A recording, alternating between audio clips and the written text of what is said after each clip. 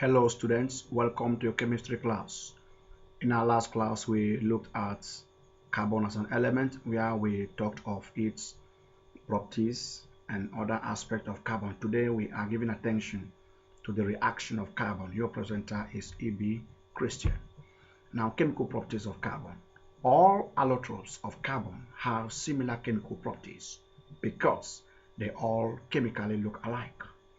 But a crystalline form of carbon, like diamond and graphite, are usually less reactive when compared to the amorphous carbon. Remember, the amorphous carbon are otherwise called the non-crystalline carbon.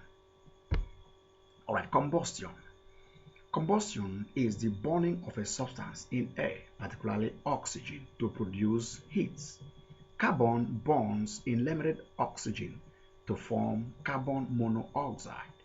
As you can see in the reaction, two atoms of carbon solid reacting with one molecule of oxygen gas to produce carbon monoxide, otherwise called carbon 2 oxide. Now, when there is excess oxygen, carbon bonds in excess oxygen to form carbon dioxide.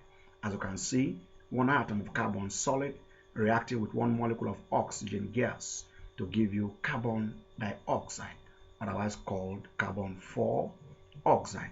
The first reaction is called incomplete combustion, while the second reaction is called complete combustion. The next chemical property of carbon is carbon as a reducing agent. Carbon is a strong reducing agent. It reduces oxides of less reactive metals to metals and itself become oxidized. Example, it reduces iron oxide to ordinary iron. It also reduces copper oxide to copper metal. You can see in the reaction, this is iron oxide reacting with 3 atoms of carbon to give you iron metal and then carbon monoxide, otherwise called carbon 2 oxide. Okay, in this reaction, the second reaction, you see carbon, this is copper oxide, this is copper 2 oxide reacting with carbon to give you copper metal and then carbon dioxide. So in the reaction, you will see that the oxygen initially attached to the iron here has been removed in this other case. So a reaction involving removal of oxygen is called reduction, and because the oxygen attached to the iron here has been removed at the product side, it means the iron oxide has been reduced to iron. Same thing happens here. There is oxygen attached to this carbon, but coming to the product side, it has been removed.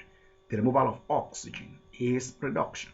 So here is copper 2 oxide and here is copper metal, so it has been reduced. So that is one of the chemical properties of carbon, acting as a reducing agent.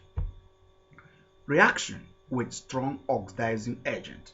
In the presence of strong oxidizing agent, carbon is oxidized to carbon dioxide.